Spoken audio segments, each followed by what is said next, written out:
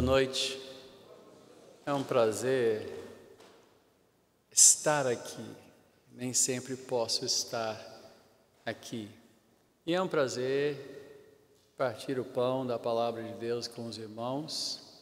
Eu tenho uma congregação pela qual eu sou responsável, composta por bispos e pastores, aos quais eu ministro toda terça-feira e pelos quais eu velo, muitas vezes em visitas pastorais, diariamente em oração, sempre em contato com eles, sabendo como estão suas famílias. Mas, obviamente, meu coração está aqui, mesmo eu não podendo estar sempre. Eu também oro muito pelos irmãos e pela catedral e pelos seus pastores. E é um prazer partir o pão, como disse, e nós vamos fazer exatamente isso, começando hoje na leitura de Lucas capítulo 3, versículos 21 e 22. Lucas capítulo 3, versículos 21 e 22. Vamos ficar de pé para a leitura da palavra. São só 2 versículos. Mesmo assim, temos o hábito de ficarmos de pé em reverência e também numa atitude de prontidão para ouvir e obedecer, marchar segundo as ordens aqui contidas. Lucas 3. Quando todo o povo estava sendo batizado, também Jesus o foi. E enquanto ele estava orando, o céu se abriu. E o Espírito Santo desceu sobre ele em forma corpórea, como pomba. Então veio do céu uma voz: Tu és o meu filho amado, em ti me agrado. Oremos. Pai amado, Deus soberano, todo-poderoso,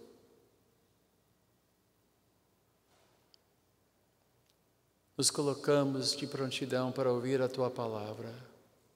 De fato, Te adoramos em expectativa de sermos edificados, instruídos, encorajados, até corrigidos. Senhor, que esta palavra caia sobre nós, assim como a chuva cai sobre a terra, preparando a terra para brotar vida nova, que esta palavra venha gerar em nós uma nova dimensão, uma nova consciência de Ti, da Tua presença, da Tua pessoa e do Teu Espírito, que haja em nós. Eu Te peço, em o nome de Jesus.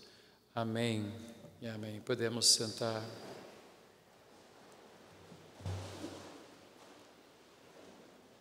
Para quem não esteve semana passada, comecei a falar semana passada, vou continuar, não concluir porque não tem conclusão, por enquanto, a esta série que eu também estou compartilhando com o nosso presbitério nacional, sobre quem é o Espírito Santo.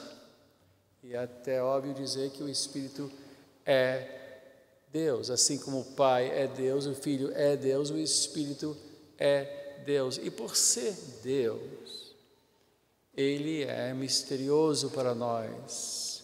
Ele é muito mais misterioso do que a grande maioria tem noção comumente. Falamos de Deus com uma certa frequência e com uma certa banalização até. E são poucas as vezes que nós realmente paramos e dizemos: espera aí, esse Deus a quem servimos é muito mais do que possamos sequer imaginar. Ele, segundo as Escrituras, vive em luz inacessível. No entanto, Ele nos chama para andarmos na luz como Ele está na luz. Então, não é que Ele seja inacessível, quer dizer que é impossível sabermos tudo a seu respeito. embora tenhamos curiosidade, a nossa mente alcança só até um certo ponto, porque Ele é infinito e Ele é imortal. Ele é infinito tanto no sentido de dimensão como no sentido do tempo. Nunca houve um início, nunca houve um princípio, Deus sempre foi. E isto é para nós inconcebível, algo que exista que não tenha tido uma origem. Ele é a origem, a vida está nele, Ele é a luz inacessível e misterioso. Todavia, Deus se revelou a nós e esta revelação é fiel e é verdadeira. Quantos se lembram do filme O Mago de Oz? Quantos viram o filme O Mago de Oz? Quantos não viram o filme Mago de Oz? Oh, meu Deus, geração... É como não ter visto Guerra nas Estrelas. Meu Deus do céu, vocês não viram o Mago de Oz? Isso é inconcebível, mas enfim. Agora eu vou ter que contar a história, né? Porque a Dorothy foi em sonho transportada para uma terra colorida. Ela vivia em preto e branco, pelo segundo filme, porque é um filme antigo. Aí ela chega num lugar que é fantasioso, que é tremendo, e todo mundo fica falando deste mago que vai resolver todos os problemas de todo mundo. O leão precisa de coração, porque ele é um covarde, mas quer coragem. O homem de lata precisa de um cérebro, porque ele é cheio de... Bom, enfim. Ou será que ele... Bom, ele precisa de alguma coisa. Em todo caso...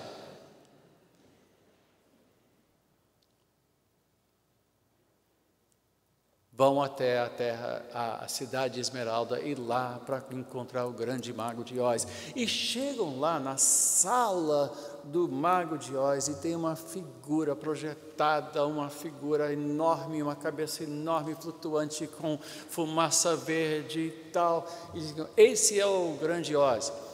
E de repente o cachorrinho da Dorothy, que também foi com ela no sonho, está lá e o cachorrinho nota que tem alguém atrás de uma cortina que está manobrando uma máquina e falando no microfone.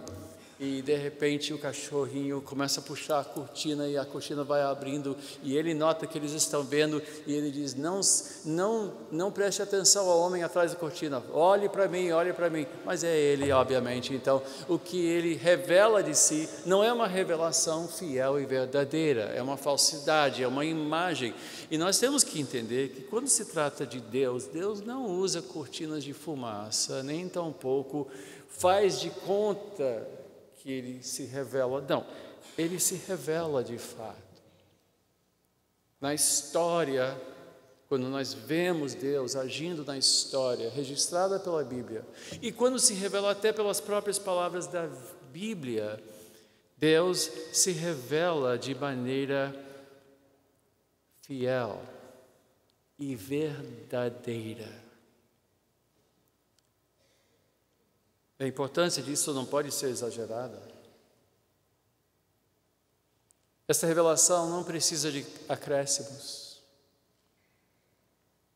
Como assim? Não precisa de acréscimos? Bom, há pessoas que vão acrescentando ideias a Deus e à Bíblia que não são bíblicas e não são verdadeiras. Há pessoas que dizem, eu gosto de pensar na Trindade assim, e criam algum tipo de paralelo, algum tipo de imagem que nos é familiar para tentar explicar o que é um mistério. Ou pensam assim, eu gosto de pensar em Deus como um velho fofinho, ou como um leão, ou algo parecido. Inventamos alguma coisa para tentar explicar a nossa imagem de Deus, mas a nossa imaginação não pode partir de nós e do nosso mundo, tem que partir das Escrituras, que já são bastante desafiadoras, já são assim, já apontam em metáforas a verdades que são de certa forma inacessíveis, mas mesmo assim fazem parte de como Deus se relaciona conosco. Ele escolhe se revelar a nós na medida que nós temos a capacidade de compreender estes meios, essas imagens. E olha, já há bastante lá para desafiar a imaginação de qualquer um de nós, creia-me. Mas ele se revela não somente em imagens. Deus se revela e se revelou por meio da história.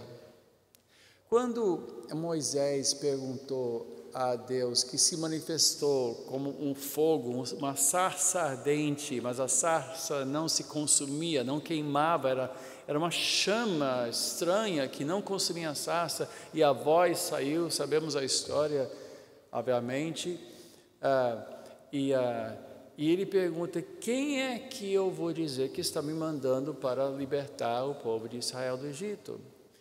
E ele diz: eu sou quem eu sou. Mas o termo eu sou quem eu sou, Yahvé, também pode querer dizer eu serei quem eu serei, ou eu serei de acordo com o que eu farei, com o que vocês verão de mim com o passar do tempo.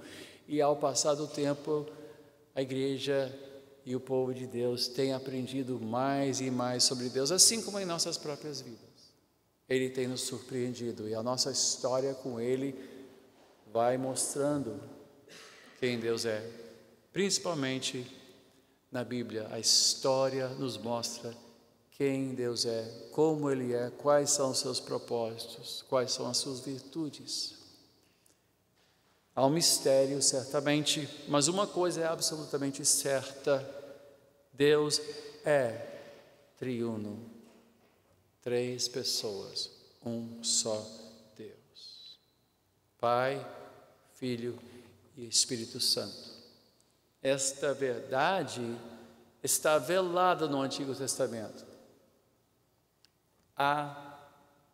É sugerida, mas não é explícita, não fica clara até a vinda do nosso Senhor Jesus Cristo, pois quando Ele começou a andar e falar, Ele falou de Deus como Pai, um conceito, aliás, que não faz parte do Antigo Testamento.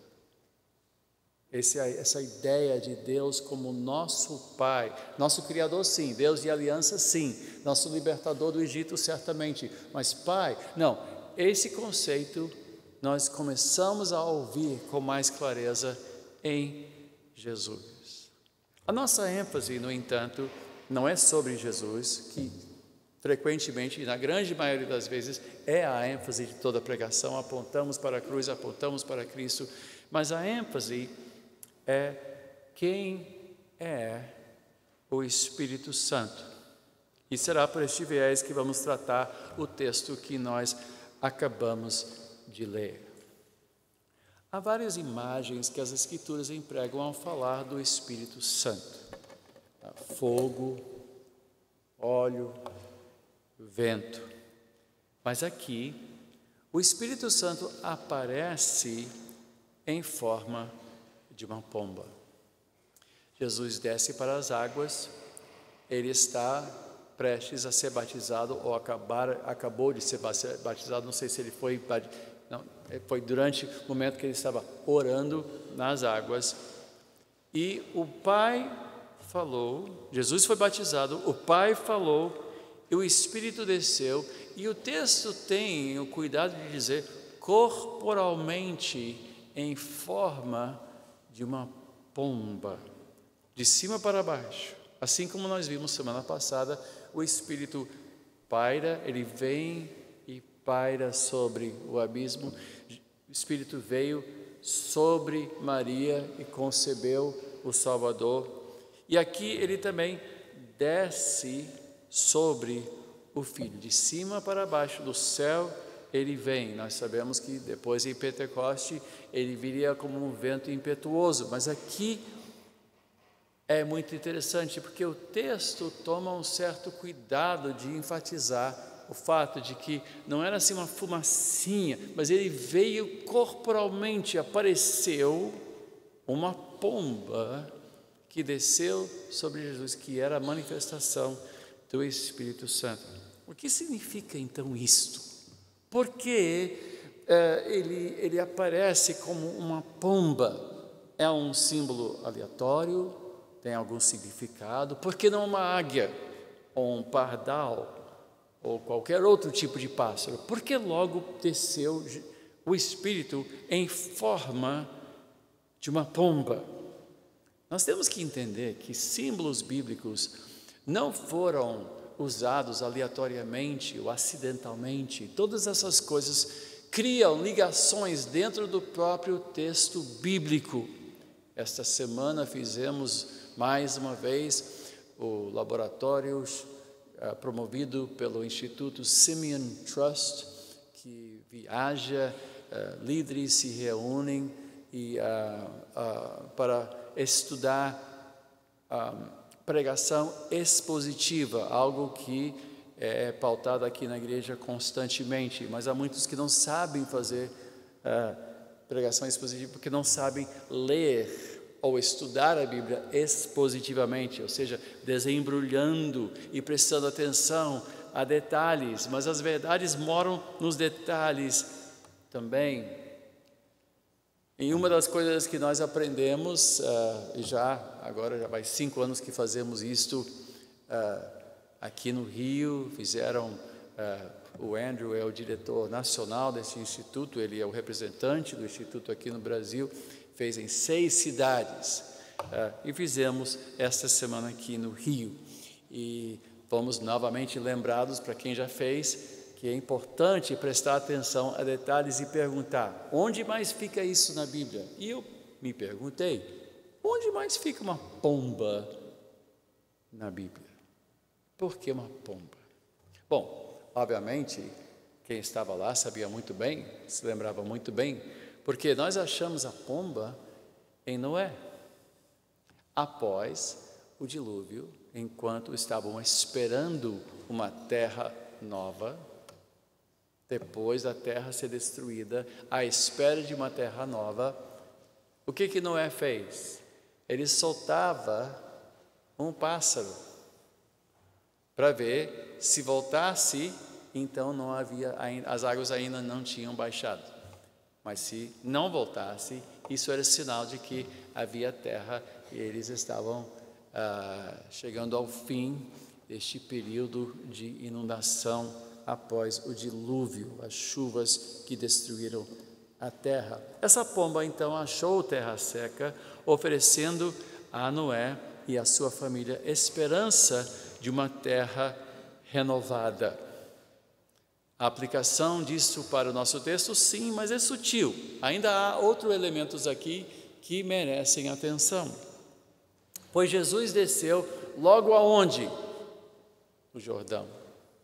Ele estava sendo batizado precisamente no rio que Israel atravessou quando saiu do deserto e veio para uma terra nova, uma terra que mana leite e mel.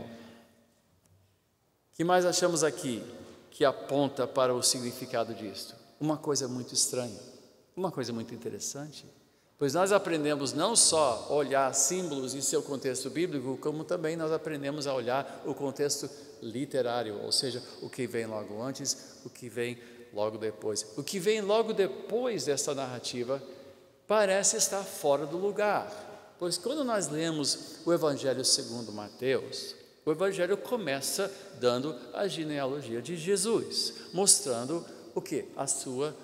De onde ele veio, sua ascendência, seu pai, avô, bisavô, tataravô, e até de volta ao início. Aqui, logo após o seu batismo e a descida do Espírito Santo sobre ele, está no Jordão, descida sobre ele em forma corpórea de uma pomba, Lucas, então, nos dá a genealogia de Jesus. Parece meio fora de lugar, não? Em Mateus foi no início, mas aqui veio logo após. Veja que ao citar a ação do Espírito, a pomba, o Rio Jordão e a genealogia, nós estamos literalmente presenciando um novo começo, um novo início, uma nova etapa. Lucas está tendo muito cuidado de mostrar que algo profundamente novo estava começando aqui. Em Gênesis, o Espírito estava presente na criação em obediência à palavra. Em Noé, a pomba apontava para a nova terra. No Jordão, a palavra de Deus novamente é proferida: meu filho amado, em ti me agrado. Na criação também não foi diferente, pois uma vez criado o primeiro homem, ele viu o que havia criado e disse: é muito bom. Ele criou e falou: foi muito bom. Quando Jesus desceu para as águas, o Pai também disse: muito bom, esse é meu filho em quem me agrado. E se não fosse claro isso, Lucas então insere a genealogia. De fato, nós estamos presenciando o quê? Um padrão. E a Bíblia está cheia de padrões, cheio de símbolos repetidos, de atos repetidos em formas diferentes. E quando nós vemos essas coisas se repetirem, muitas vezes há um sentido que nós podemos aprender também ao observarmos esta repetição. Mas também há uma ruptura aqui. Além de uma repetição, ou seja, é um novo início. Mas esse novo início tem um diferencial, pois esta nova criação não estava mais no paraíso. A lei do jardim havia se tornado a lei da selva. O paraíso havia sido estragado e entregue a outro príncipe. O que aconteceu, portanto? O Espírito guiou Jesus para o deserto para ser tentado. Logo após o batismo, logo após a genealogia, o que acontece? O Espírito logo leva Jesus para o deserto.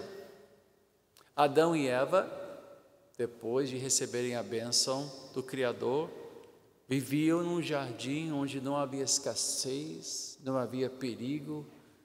Os tigres eram seus animais de estimação, os leões não apresentavam perigo. Cercado por toda sorte de animal, ele tinha domínio completo. E neste conforto absoluto, nesta segurança absoluta, ele desobedeceu a paz. Aliás, desobedeceu a Deus Criador e, falhando, Satanás foi bem sucedido em usurpar o seu lugar. Noé, após sair da arca, após chegar à terra, ele se embriagou e a sua nudez foi exposta pelos seus filhos, levando um deles a ser amaldiçoado. Mais uma falha.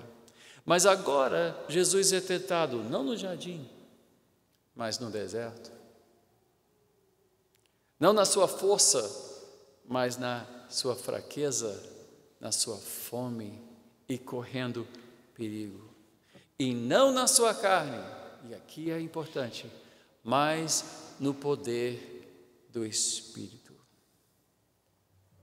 Ele foi levado pelo Espírito. Marcos chega a ser, ele foi, literalmente Marcos diz, ele foi empurrado pelo Espírito para o deserto. Não era um lugar onde Jesus naturalmente teria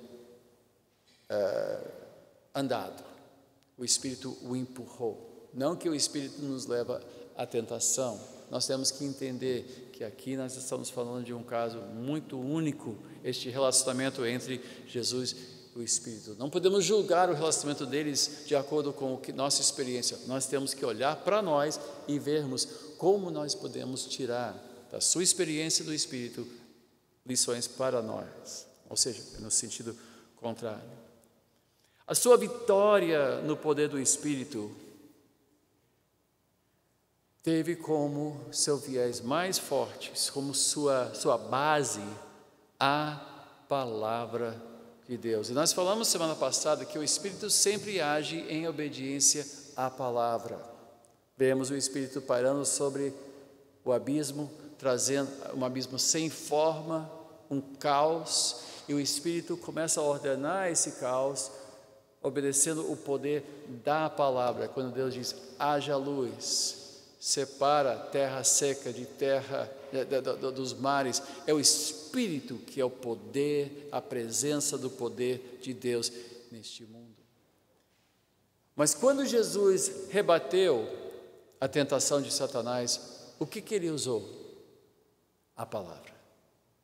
A cada tentação ele respondia: está escrito, está escrito, está escrito. Transforme pedras em pães. Você está com fome, você tem o poder. Se você for o Filho de Deus, ou talvez o sentido mais claro do texto é: já que você é filho de Deus, ele lançou um desafio. Já que você é filho de Deus, você pode. Ele diz: não só de pão viverá o homem. Ele citou a palavra. Ele não disse: não, imagina, eu não preciso disto, estou bem.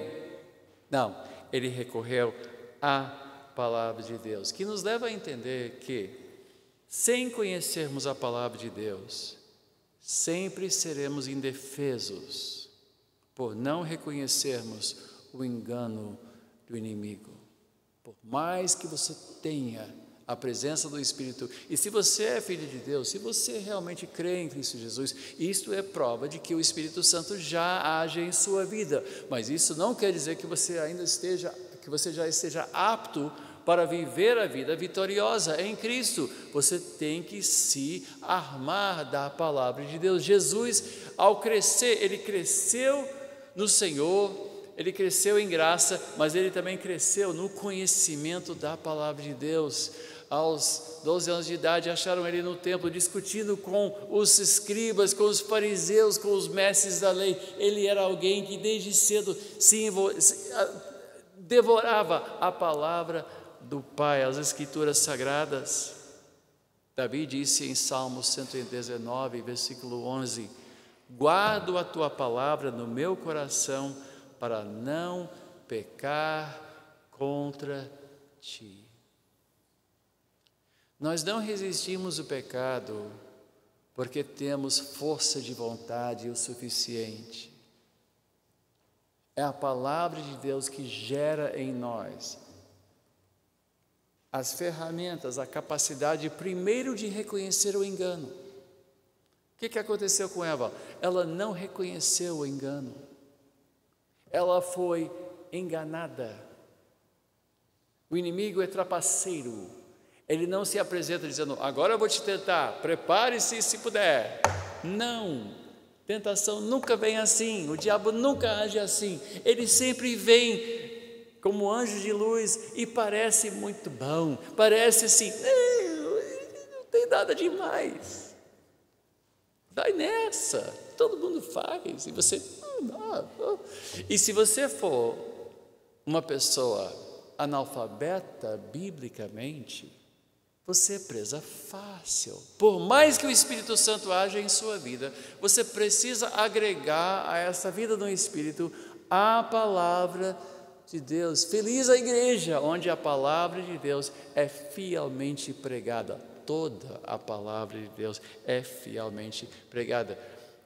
Como isso é essencial, como isso é importante, como uma vida diária na palavra de Deus é essencial, como uma leitura constante da palavra de Deus é essencial. Antigamente as igrejas decoravam, faziam questão de decorar, e pessoas conheciam a palavra de Deus e pautavam suas vidas pela palavra de Deus. Nós temos que fazer disto um alvo, de pautar a nossa vida e os nossos pensamentos pela palavra de Deus.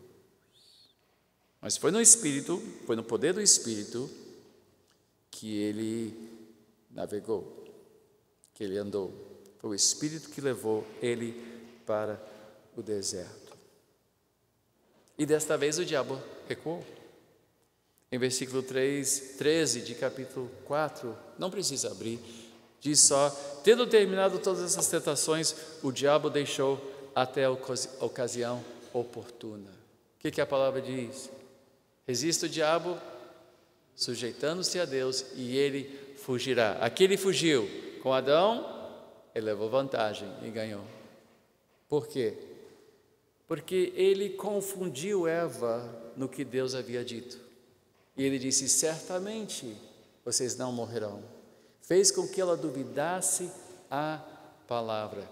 Cuidado com pessoas que ensinam, e há pessoas até que são líderes cristãos que ensinam, não, a palavra de Deus não ensina bem assim, não, ou isso aí foi acréscimo depois, e vão criando mecanismos de tentar enfraquecer a sua confiança na palavra de Deus, que é verdadeira e fiel.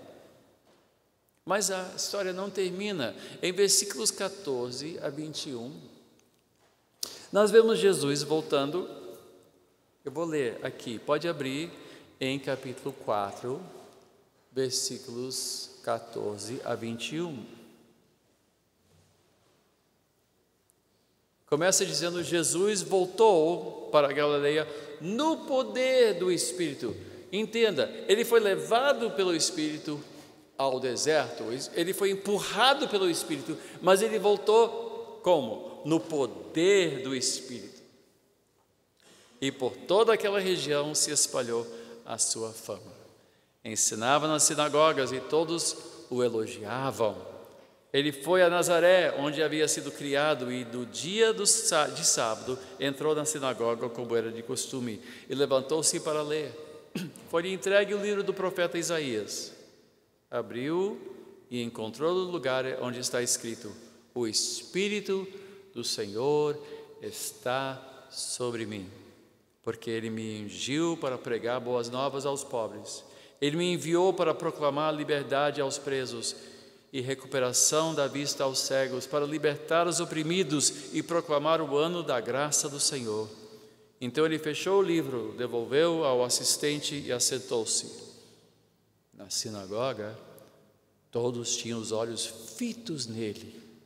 E ele começou a dizer-lhes: hoje se cumpriu a escritura que vocês acabaram de ouvir.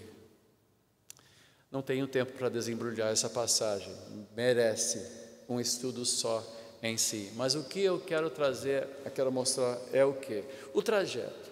Primeiro o batismo, o Espírito desce sobre ele. Depois o Espírito o leva para o deserto. Na tentação, no poder do Espírito, mais baseado na palavra, ele resiste e volta agora, no poder do Espírito, para ministrar.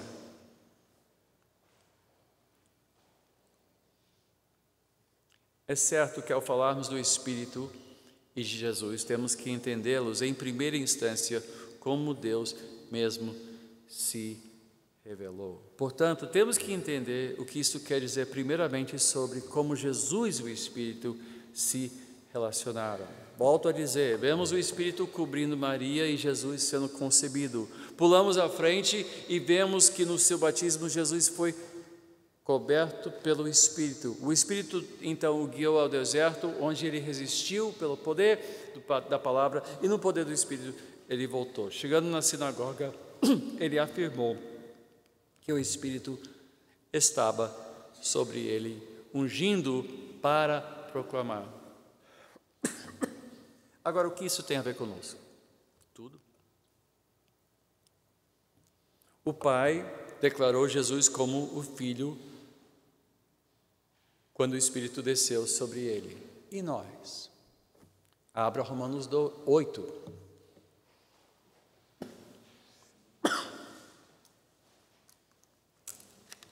Quando o Espírito desceu sobre ele, o Pai proclamou: este é meu Filho, que me agrada.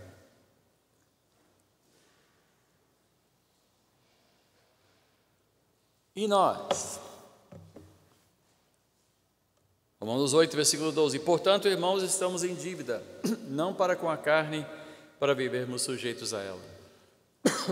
Pois se vocês vivem de acordo com a carne, morrerão. Mas se pelo Espírito fizerem morrer os atos do corpo, viverão. Porque todos os que são guiados pelo Espírito de Deus são filhos de Deus.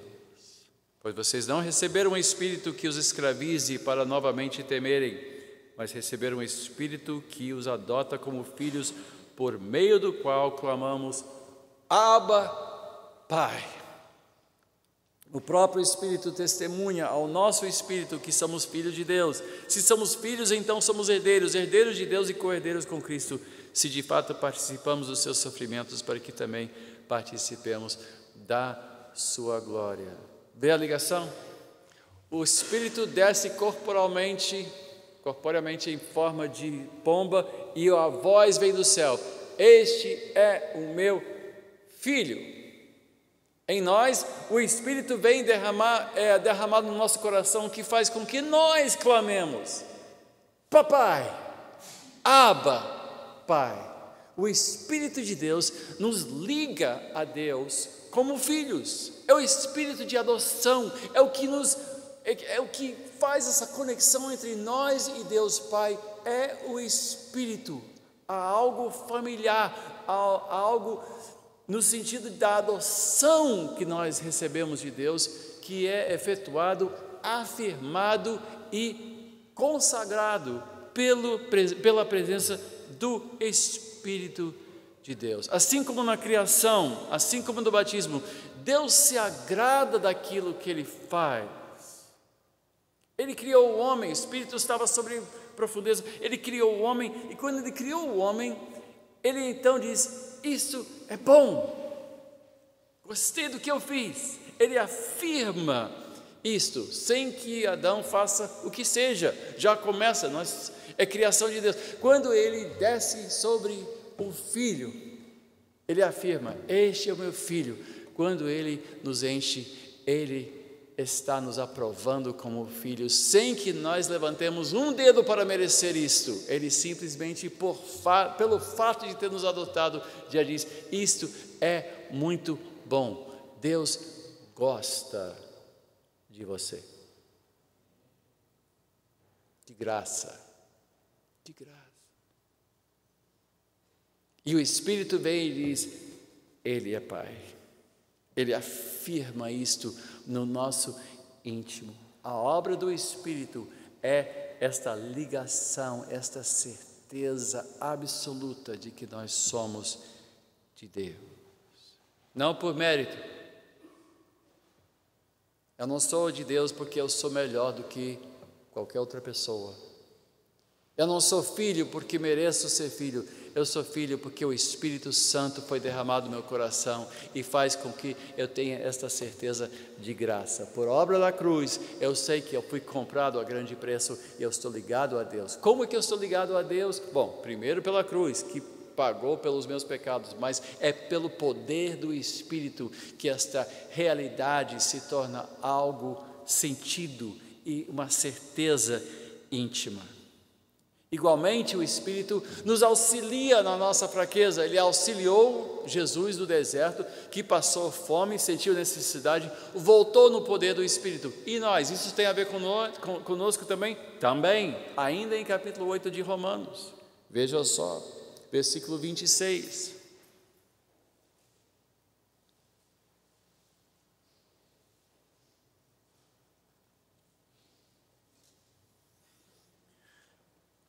Diz: da mesma forma, o Espírito nos ajuda na nossa fraqueza, pois não sabemos como orar, mas o próprio Espírito intercede por nós com gemidos inexprimíveis.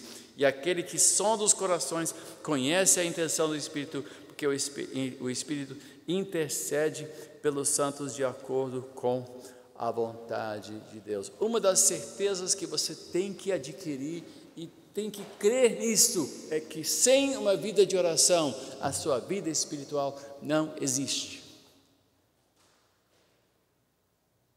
Sem conhecer a palavra de Deus, a sua vida espiritual não existe. Não é porque de vez em quando você vem na igreja, ou porque um dia você assinou um termo de conversão, é pela oração e pela leitura da palavra de Deus que você mantém ligação com Ele. É certo que nós vivemos num mundo que é um deserto e que nós somos frágeis e suscetíveis às feras que nos cercam. Nós temos carência do poder de Deus. Nós temos que orar, mas mesmo antes que nós aprendamos a orar, Ele já ora por nós. Os meus netos hoje se viram muito bem na mesa. Eles já se servem. Outro dia eu estava numa mesa aqui, nós estávamos com um grupo de pastores, eles vieram almoçar e o João já veio sozinho, sentou na mesa, curvou a cabeça, fez oração e mandou ver. E o irmão sentou ao lado e os dois estavam lá se defendendo. Não precisa mais colocar papinha na boquinha. Ah, mãe, olha, não fazem mais isso. Eles já sabem se virar, já estão crescendo, mas no início precisaram. Quando começaram a vida, se alguém não os alimentasse, eles morreriam de fome. E assim como nós, que estamos aprendendo e crescendo na medida que ainda somos débeis, ainda somos pequenos, ainda somos novos na fé, ainda não se preocupe, Deus cuida de você desde o primeiro dia do seu novo nascimento. Ele está te acompanhando. Se você estiver só começando a engatinhar com Deus, saiba que de outros que já têm bastante carreira, ele espera mais profundidade na palavra, ele espera mais profundidade em oração. Isso virá com o tempo, mas mesmo assim, desde o primeiro dia que você dobra o seu joelho e diz: eu me rendo a ti, o Espírito vem e diz: agora, meu filho, tu és filho mesmo, agora tu és filho, vou cuidar de ti. Ele dá a certeza do amor do Pai. E criança precisa muito dessa afirmação. A criança precisa muito de colo, a criança precisa muito de abraços. Com o tempo, ganha certa independência. Daqui a pouco você está até dando um abraço aí, mãe, não faz isso porque vou pagar mico. Deixa, meus amigos estão aí, vão ver que você está me abraçando. Não, vem dar um beijinho na mãe. Ah, mãe, tal.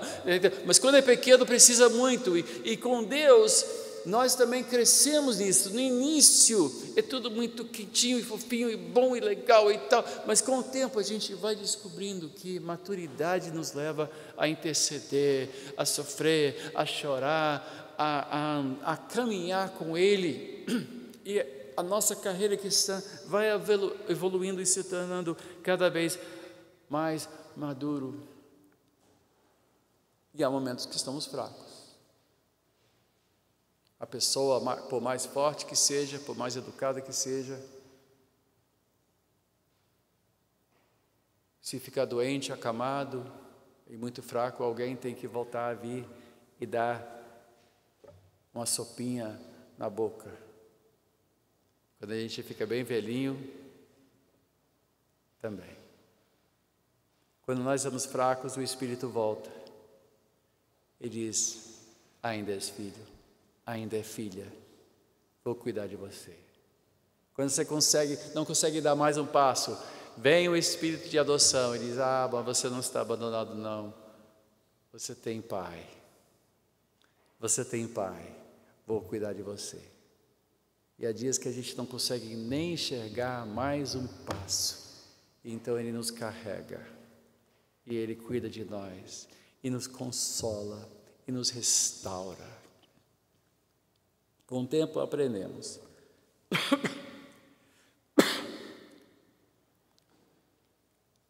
O que nos ensina, claro, é a palavra de Deus.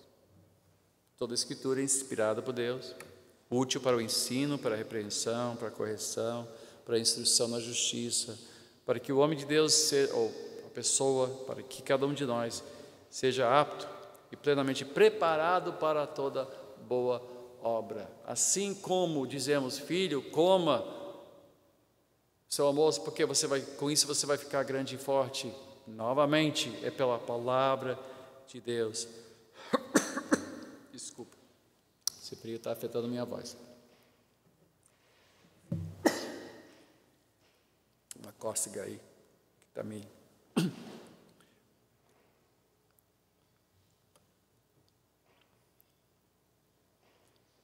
Romanos 8, versículo 13, diz: pois se vocês viverem de acordo com a carne, morrerão. Mas se pelo Espírito fizerem morrer os atos do corpo, viverão. Porque todos os que são guiados pelo Espírito de Deus são filhos de Deus. É o Espírito de adoção, é a ligação nossa com o Pai. Isso não acontece automaticamente. Nós temos que cultivar isso também. Efésios 5, versículo 18, deixa isso tão claro. E aqui nós sabemos que Há etapas em nossa vida onde certas pessoas deixam de amadurecer. O corpo cresce, mas não se tornam adultas, porque não estudam, porque não se esforçam, porque não trabalham. O que diz Paulo aos Efésios? Não se embriaguem com vinho, que leva à libertinagem, mas deixem-se encher pelo Espírito, falando entre si com salmos, hinos e cânticos espirituais, cantando e louvando de coração ao Senhor, dando graças constantemente a Deus Pai por todas as coisas, em nome de nosso Senhor Jesus Cristo. Sujeitem-se uns aos outros por temor a Cristo.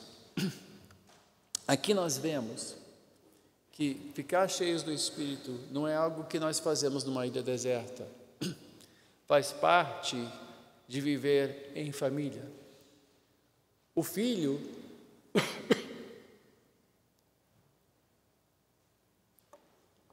não cresce só ligado aos pais. Ele descobre que tem irmãos, tem primos, tem tios, tem tias. Ele descobre que a sua segurança, ele descobre que sua identidade depende de relacionamentos saudáveis com outros membros da família. E o Espírito Santo não somente nos enche e nos adota, como também o Espírito Santo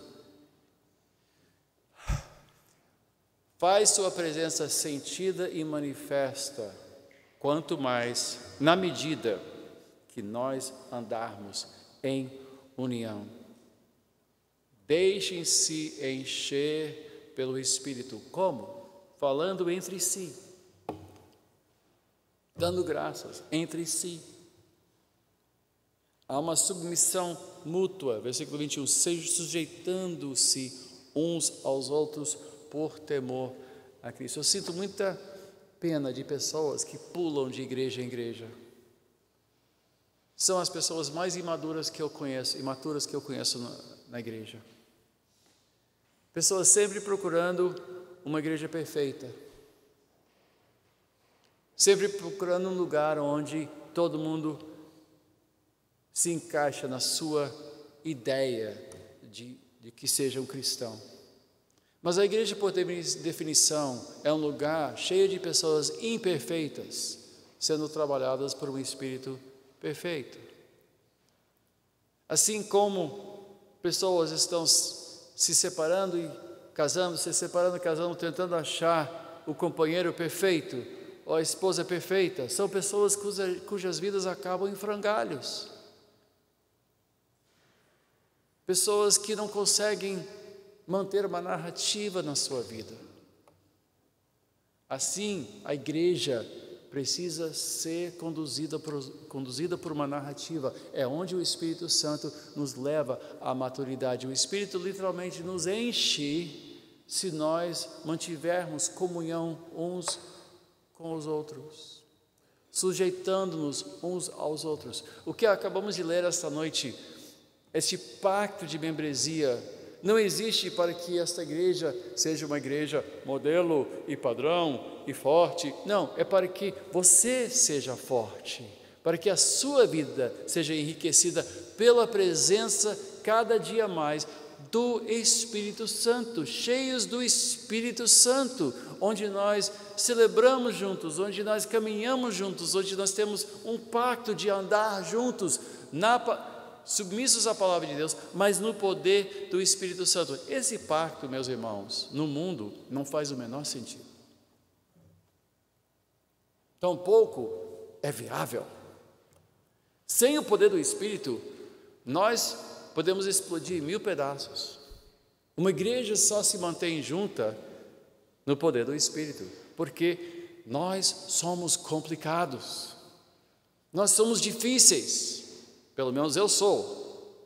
Se você não for, então eu não entendo mais nada, porque todo mundo aqui é difícil. Por favor, não se ofenda, é um fato. De uma maneira ou de outra, todo mundo tem suas coisas, tem seus calos. Se pisar no calo errado, olha, E com o tempo, todo mundo se dispõe. Eu fico impressionado com pessoas que se surpreendem com partidos políticos que vivem se dividindo. Esta é a regra. Esta é a regra. Ninguém se entende neste mundo. Ninguém. Só o Espírito nos mantém unidos. E partido nenhum tem o Espírito Santo, eu te garanto. Não tem um. Por mais que você já seja militante, abandone essa ilusão hoje, por favor. Não existe partido que vai conseguir manter-se unido. Estão sempre brigando. É uma fogueira de vaidades, é mesquinhez, é nojento. E se o Espírito Santo não agir aqui, tampouco a catedral tem futuro. Mas a boa notícia é que Deus está aqui. E a palavra de Deus é pregada aqui com fidelidade. Então, os irmãos estão aprendendo a reconhecer as tentações, as setas inflamadas de Satanás, que tenta semear divisão e separar pessoas do rebanho de Deus para que fiquem facilmente sujeitas aos ataques do inimigo. Porque é no isolamento que nós somos presas fáceis. Mas quando estamos juntos, andando em comunhão, o Espírito Santo vai nos enchendo, vamos amadurecendo, vamos crescendo individual e coletivamente. Na comunhão dos santos temos a palavra, temos o Espírito e o poder para viver, para resistir e para ministrar aos outros, que nos leva de volta a Isaías, mas isso já é história para outro dia. O Espírito de Deus está sobre mim, me ungiu para pregar. Para tudo que fizermos, o Espírito está ao nosso alcance. Ele quer fazer com que você seja um filho de Deus pleno. Já nos ama de graça, a partir do primeiro dia, e nem a criança recém-nascida. Quantos avós trazem fotos dos seus filhos, dos seus netos, e dizem, olha que coisa mais linda, mais rica, é o momento bilu-bilu. Saiba que espiritualmente existe também um momento bilu-bilu. A pessoa chega, pastor, eu acabei de ler Salmo 91, que bênção! E o pastor, é verdade. Que gracinha, mas assim, fantástico. João 3,16, olha, esse é o versículo da minha vida. Vai descobrir que todos eles são, mas no início é aquele entusiasmo, quase que, sabe, sai da igreja chamando todo mundo de irmão. Ô irmão, pessoal, irmão, isso é crente. Sabe, que nem criança quando é pequeno, sabe, ele aprende uma palavra nova e já começa a falar essas palavras, não sabe nem o que significam, mas já emprega essas palavras como se fosse assim uma coisa normal. E assim, Deus nos ama de graça, desde o início nós somos preciosos, você é precioso para Deus. Assim como ele olhou para Adão e disse, esse é muito bom. Assim como ele olhou para Jesus e disse, este meu filho amado, ele também olha para nós. E o Espírito mesmo testifica em nós, ao ponto de nós respondermos, Abba, Pai. É o Espírito de adoção, é o Espírito que nos fortalece, é o Espírito que nos guia, é o Espírito que nos capacita. Ó Espírito Santo, vem nos encher cada vez mais. Oremos, nosso Deus e Pai, que a Tua palavra seja rica aos nossos corações, que continue a nos seguir durante essa semana, lembrando-nos dessas verdades, para que nós dependamos cada dia mais de Ti e para que nós nos dediquemos cada vez mais ao estudo da Tua palavra e à comunhão dos santos, em nome de Jesus. E que todos digam amém.